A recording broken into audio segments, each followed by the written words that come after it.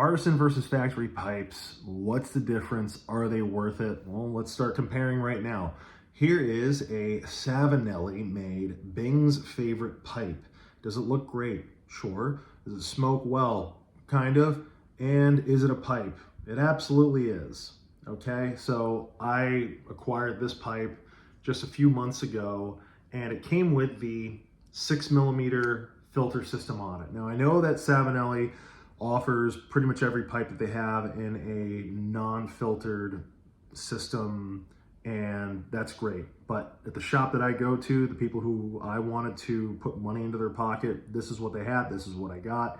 I can make a whole nother video as to why I prefer not to run the 6mm filter system, and I included their purposely undersized spacer into my stem. Now, the gap that is there, once the shank and the stem are home, hangs up your pipe filters. So after you've been puffing for 7-8 minutes and you want to go down there and collect any moisture, it's going to start to cause steam and all the other problems that are associated with. It starts to knock and gallop, and it's just a problem. Now, the other thing is this really Bing's favorite pipe? Well, we do have a slight bend in our stem, and we are missing the metal band that he so famously had on all of his pipes. So that's where I eventually tracked down and found Mr. Bruno Nuttons. And this truly is Bing's favorite pencil billiard. And it is just made so beautifully in its simplicity and the perfection of its construction. As you run your finger from that acrylic stem down to that shank, you'd barely even know that there's a difference between the wood to the metal to the acrylic. I mean, it is just perfect. Everything about it perfect. So say no more. Which one is really Bing's favorite pipe? The production run or the custom guy? The only other example that I have to compare here would be Dublin pipes. So now this one is probably one of my favorite pipes. It's a Dracula series that I got in person out in Dublin, Ireland from Peterson's shop. Shout out to Connor and Jack. And this Dracula Dublin is just so awesome. It's lightweight, smokes really well. Everything about it is just super, super cool. I love it. Not only that, but it was a cheapie. This is a second pipe.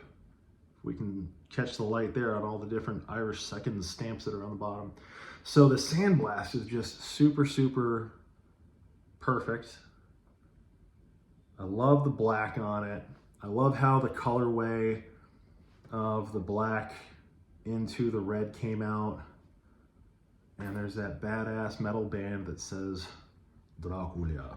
Now, we can compare this production run pipe with the guy she told you not to worry about. So overall, I mean, you just look at the size of the two of these pipes, right?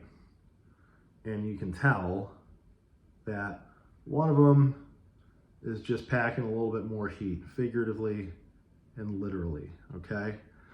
So Todd Brugman up at LJ Peretti made this pipe. I got a video just about this one, and we can tell that the overall dimensions of it are just overall beefed up. I talk more in depth about everything that I like about the pipe, but we can see that what they've got in common is length and overall, bigger dimensions. These are the types of pipes that I like. I like Canadians, I like straight Dublins, I like Bing pipes. And so for me, that's why I really wanted to get a hold of this guy. But